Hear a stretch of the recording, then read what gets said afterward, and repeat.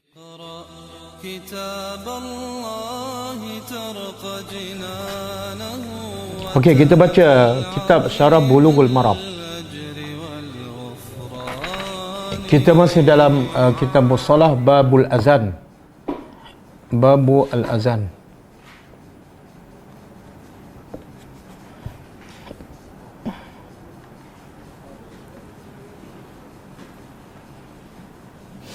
Okey, muka surat 72. Muka surat 72. Qala al-musannif rahimahullah, hadis yang ke-183. Muka surat 72. Wa an Jabir radhiyallahu ta'ala anhu anna Rasulullah sallallahu alaihi wasallam qala man qala hina yasma'u an-nida' Allahumma rabba hadhihi ad-da'wati at-tammah was-salatil qa'imah ati Muhammadanil wasilata wal fadilah wab'athhu maqaman mahmudan allazi wa'adta halat lahu syafa'ati yaumal qiyamah. Hadis riwayat Abu Daud, At-Tirmizi, Nasa'i dan Ibnu Majah. Hadis sahih.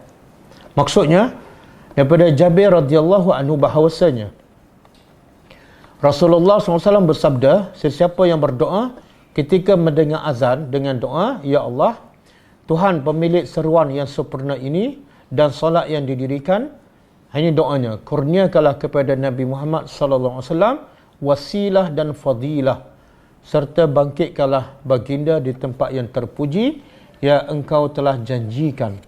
Nescaya dia akan mendapat syafaat pada hari kiamat.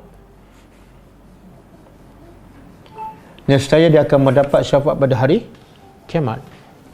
Jadi tengok ramai orang dia anggap dengan banyak berselawat dapat, dengan banyak berselawat kadang-kadang beribu kali kan, dengan alasan itu salah satu cara untuk mendapat syafaat Nabi. Tapi ramai yang tak membaca doa ni, yang berselawat beribu-ribu kali. Tidak ada dalil yang mengatakan siapa yang berselawat banyak kali wajib dapat syafaat aku. Tidak ada dalil. Yang ada dalil, siapa yang berselawat kepada aku, Allah akan berselawat kepadanya 10 kali. Bukan wajib dapat syafaat. Tapi yang wajib dapat syafaat ini jawab azan. Bukan berselawat. Allahumma rabba hadhihi ad-da'wati at-tammah was-salatil qa'imah ati Muhammadanil wasilata wal fadilah wa ba'athhu maqaman mahmudan allazi wa'ata. Sampai situ, maka wajib dapat syafaat. Kenapa dengan baca doa ni dapat, Nabi kata wajib dapat syafaat? Hanya baca doa je. Kenapa?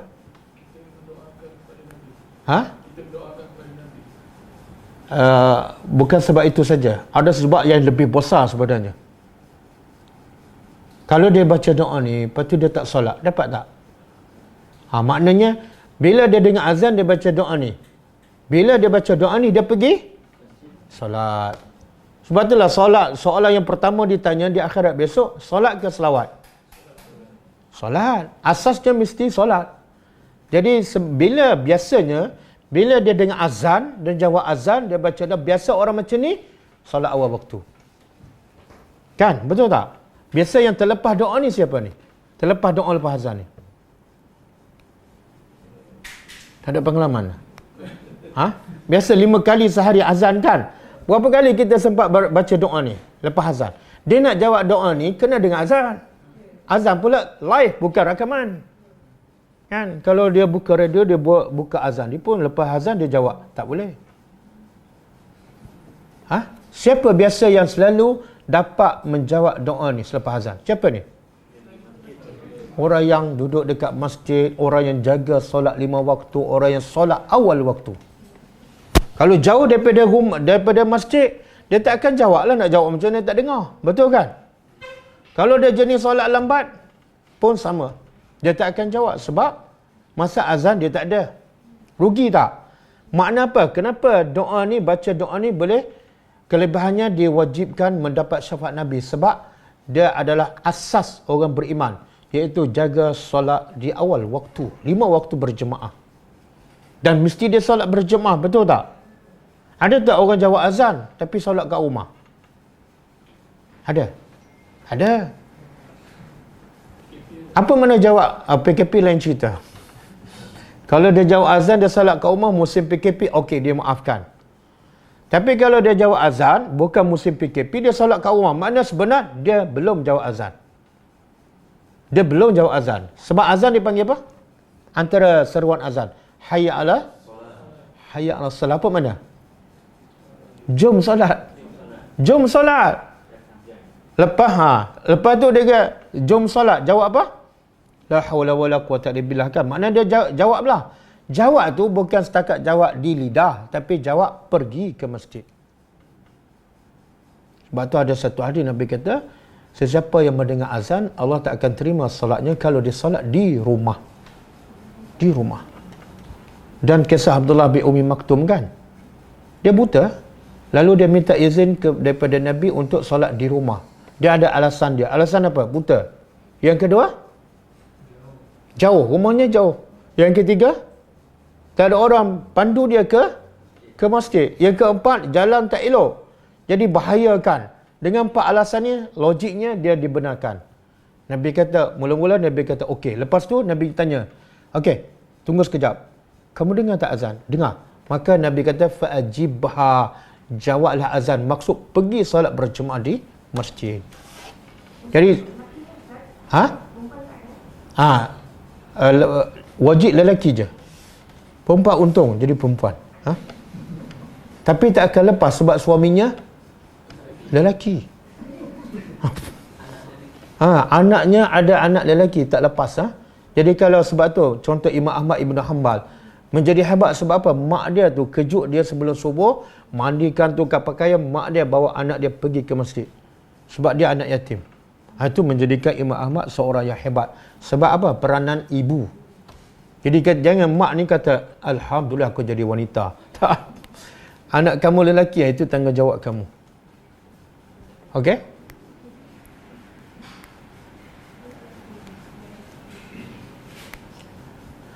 Jadi hafal doa ni. Satu lagi kelebihan doa ni apa? Sebab kita berdoa kepada Nabi.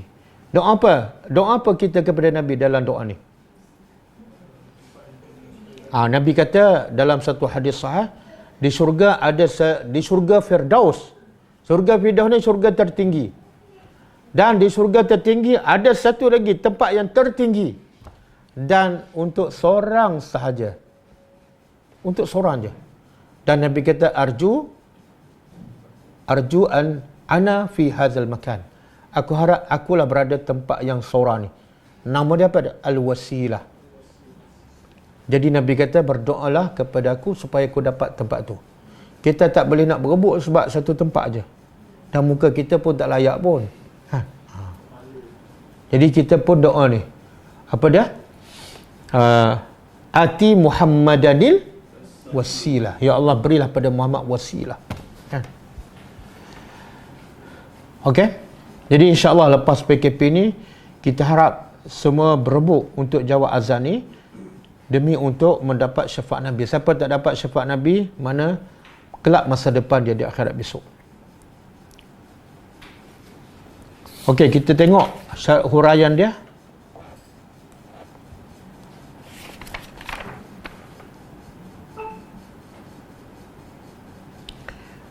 Cuba tengok kosakata, mungkin ada faedah.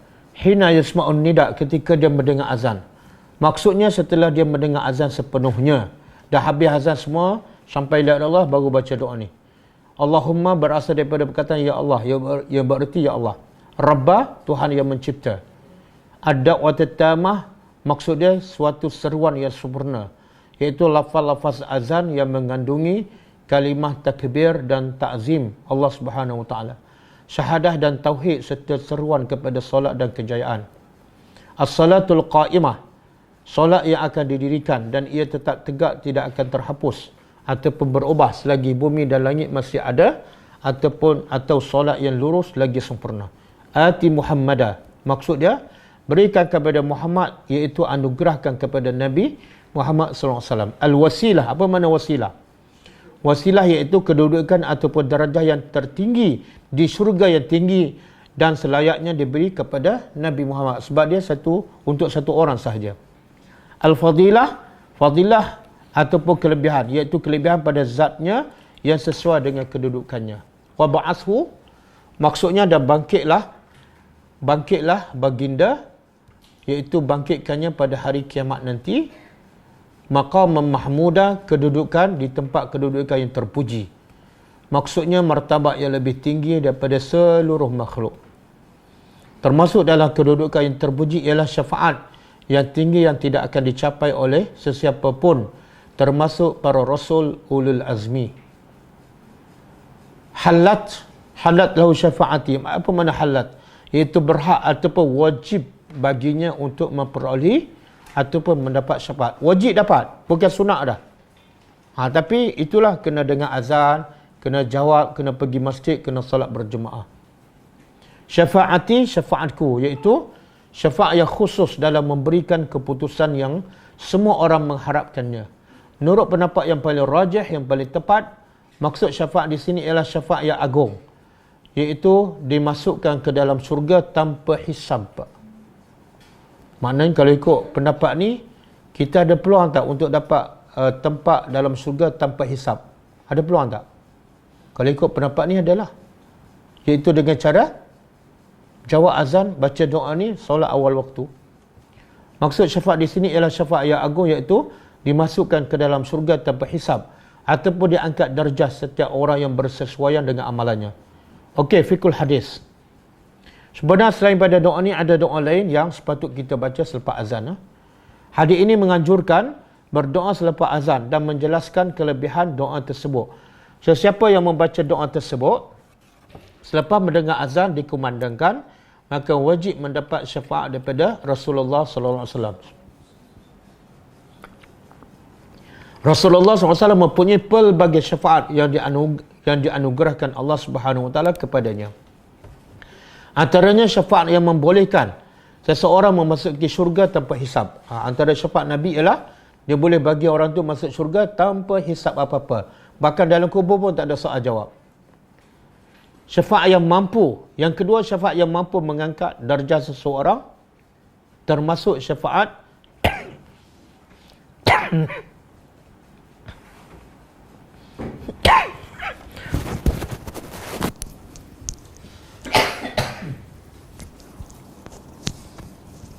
termasuk syafaat yang membolehkan seseorang menghampirinya di syurga. Antara syafaat Nabi juga ialah menjadikan orang tu duduk dekat dengan Nabi dalam syurga. Sementara dalam hadis yang lain, Imam Muslim meriwayatkan daripada Sa'ad bin Abi Waqqas daripada Rasulullah SAW yang bersabda, yang bermaksud, sesiapa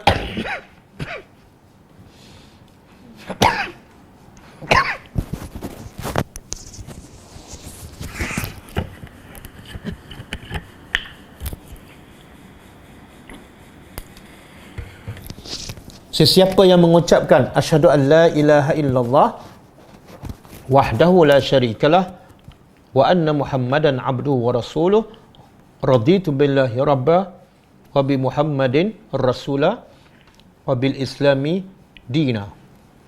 Ketika mendengar azan, nescaya diampunkan dosanya. Okey, ini antara zikir yang patut kita baca.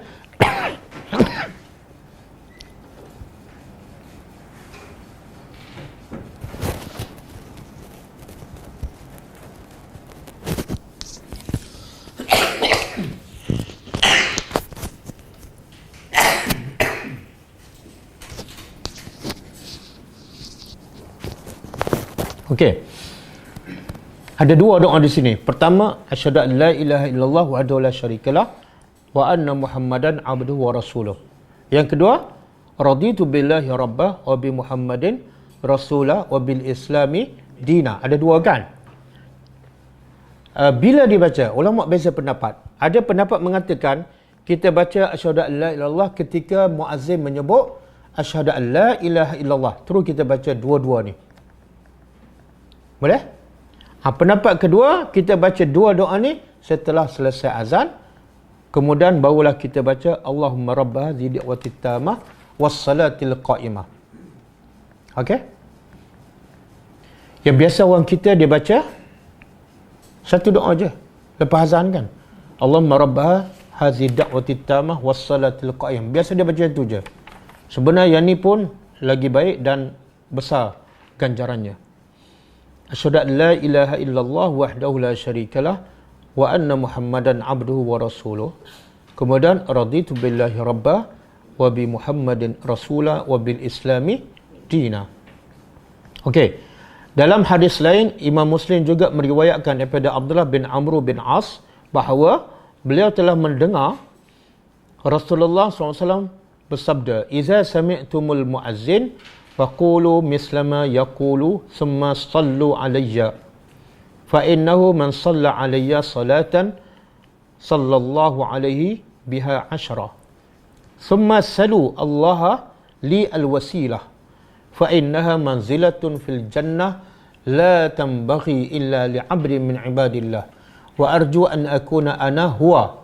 Faman sa'ala li al-wasilah halat lahu syafa'ah." Maksud dia, apabila kamu mendengar muazzin melakukan azan, maka ucapkanlah sebagaimana yang diucapkannya. Kemudian berselawatlah kepadaku, kerana sesiapa yang berselawat satu kali kepadaku, nescaya Allah berselawat 10 kali untuknya. Ini yang keempat. Tadi 3 semua kan? Ini tambah satu lagi, iaitu berselawat. Bila nak selawat ni? Sebelum kita baca doa, Allahumma rabba hazidat wa titamah wassalatil. Sebelum tu, selawat. Selawat apa ni? Kalau nak selawat yang terbaik, baca selawat Ibrahimiyah. Macam kita baca tahiyat akhir. Kalau nak ringkas, Allahumma salli ala Muhammad wa ala ali Muhammad. Tengok orang kita ramai ramai yang berselawat tapi bukan tempatnya, ataupun bukan tempat yang Nabi suruh. Contohnya apa? Yang Nabi suruh lepas azan, ramai tak berselawat. Yang kedua, yang Nabi suruh bila nak masuk masjid dan keluar masjid. Kan? Kita biasa baca doa masuk masjid kan? Apa dia doa masuk masjid? Oh, lupa, kena masuk masjid dulu. Allahumma ftahli abwaba rahmatika. Kemudian Allahumma salli ala Muhammad. Kemudian satu lagi Allahumma ghfirli. 3. Kemudian keluar pun sama. Baca doa keluar masjid, minta ampun dan berselawat. Tempat tu biasa jarang orang berselawat. Sedangkan ia ada hadis sahih. Dan juga hari Jumaat disunatkan perbanyakkan selawat. Okey, kemudian berselawatlah kepadaku, kerana sesiapa yang berselawat satu kali kepadaku, nescaya Allah berselawat 10 kali untuknya. Kemudian mintalah kepada Allah wasilah. Baru baca Allahumma rabba hazi da'wati tamah wassalatil qa'imah. Nabi kata apa? Mintalah kepada Allah wasilah untukku. Kerana wasilah itu adalah darjah di syurga yang tidak mampu dimiliki oleh sesiapa pun kecuali seorang hamba antara hamba-hamba Allah Subhanahu wa taala. Dan aku berharap hamba tersebut ialah aku. Maka sesiapa yang memohon kepada Allah wasilah untukku, nescaya dia mendapat syafaatku. Hadis sahih riwayat Muslim. Hadis ini menunjukkan kelebihan berdoa sebaik selesai mendengar azan sepenuhnya. Doa yang dimaksudkan adalah doa yang maksur. Maksur ni makna yang diambil daripada Nabi ataupun yang sabit daripada Rasulullah sallallahu alaihi wasallam, seperti dalam hadis-hadis di atas. Oleh itu hendaklah mengelak daripada membaca doa yang tidak sabit daripada Rasulullah, khususnya doa selepas azan. Zahir hadis juga menunjukkan bahawa azan yang dimaksudkan adalah umum, meliputi semua jenis azan, termasuklah azan sebelum fajar dan azan sebelum Jumaat yang diperkenalkan oleh Sayyidina Uthman radhiyallahu anhu. Begitu juga dengan maksud kalimah apabila kamu mendengar azan, menunjukkan bahawa kelebihan doa ini dikhususkan kepada orang yang mendengar azan sahaja. Yang tak dengar tak boleh jawab. Ataupun yang mendengar secara rakaman pun tak perlu jawab. Sementara orang yang tidak mendengar azan, sama ada kerana berada jauh atau kerana tertidur semasa azan dilakukan, maka ia tidak akan memperoleh kelebihan doa selepas azan. Di samping itu, mana kalau orang duduk rumah jauh, dia kata rugilah. Dia tak, siapa yang menjadikan kamu rugi? Siapa suruh beli rumah jauh daripada masjid? Satu. Yang kedua, kalau rumah jauh pun, dia boleh tak jawab azan? Boleh, pergilah awal ke masjid. Kan? Pergi tunggu azan. Cuma budaya Melayu ni, dia suka hormat azan. Kan? Bila dengar azan, yang bersembang pun semua diam. Yang bekerja pun diam. Kan? Betul kan? Tapi lepas habis azan, dia sambung tugas. Itu bukan hormat, itu dia panggil apa? Salah hormat. Dia hormat azan, jawab dan pergi masjid. Bukan jawab azan kemudian sambung kerja. Di samping itu, hadis ini juga menunjukkan kelebihan lafaz azan sehingga dianggap sebagai satu seruan yang paling sempurna. Hal ini disebabkan lafaz azan merangkumi lafaz yang mengagungkan Allah Subhanahu Wa Taala selain mengandungi kalimah syahadah dan tauhid. Seruan menunaikan solat dan kejayaan di dunia dan akhirat. Justru lafaz azan dianggap sebagai suatu seruan yang paling sempurna. Jadi saya nasihatkan diri saya dan semualah, pelajar-pelajar yang ada suami, yang ada bapa, yang ada anak lelaki. Lepas PKP ini, tolonglah dorongkan suami, bapa, anak-anak lelaki pergi ke masjid. Sebab kalau tak pergi masjid bagi lelaki, itu adalah ciri-ciri orang munafik. Orang munafik ini tak suka solat berjemaah. Kalau dia pergi solat pun hanya semata-mata nak tunjuk pada Nabi, riak aja. Bahkan Nabi nak bakar orang yang tak pergi solat ke masjid. Dan satu lagi perkara yang paling besar ialah orang tak nak pergi solat masjid ni sebenarnya orang yang tak nak kejayaan dunia dan akhirat. Sebab dalam laungan azan apa dia? Hayya 'alal falah. Apa makna falah? Falah ialah kejayaan, selamat daripada neraka dan berjaya masuk syurga. Ada tak kejayaan yang lebih besar daripada itu? Kamu sibuk cari dunia tapi akhirnya tak sempat nak pergi solat berjemaah. Sebenarnya kamu terlepas kejayaan yang paling besar, iaitu selamat daripada azab Allah. Sebab itulah Nabi sibuk macam mana. Dia ketua negara, dia ketua panglima perang, dia suami kepada 9 isteri, dia ketua kepada semua para sahabat. Dia adalah qadi, tapi dia tak pernah tinggal solat berjemaah 5 waktu setiap hari. Jadi kita ni sibuk macam mana kan? Pengajaran hadis. Pertama, disunatkan berdoa setelah mendengar azan sepenuhnya. Yang kedua, kelebihan berdoa setelah mendengar azan dan mendapat ganjaran yang besar. Yang ketiga, sesiapa yang membaca doa yang sabit daripada Rasulullah SAW selepas mendengar azan, pasti dia akan mendapat syafaat Nabi Muhammad SAW. Jadi, sebaik-baik doa ni jangan reka-reka lah. Kalau ada doa Nabi, utamakan doa Nabi. Kan? Dan kita yakin, banyak lagi doa-doa Nabi yang sahih yang kita belum tahu ataupun tahu tapi tak hafal dan tak amalkan. Jadi jangan lebihkan doa manusia daripada doa yang datang daripada Nabi. Sebab apa yang datang daripada Nabi semuanya adalah wahyu daripada Allah Subhanahu Wa Taala. Yang keempat, kelebihan dan keistimewaan Rasulullah SAW yang diberi kuasa syafaat oleh Rasulullah. Kita dah lebihkan doa manusia, tapi manusia akhirnya tak dapat bagi syafaat. Bahkan manusia itu akan akhirnya mencari syafaat daripada Rasulullah SAW. Yang kelima, keistimewaan dan ketinggian darjah Rasulullah SAW pada hari akhirat. Yang keenam, kewajipan beriman kepada hari kebangkitan dan hari akhirat. Yang ketujuh, kelebihan dan kesempurnaan lafaz azan. اقرأ كتاب الله ترق جنانه وتنل عظيم الأجر والغفران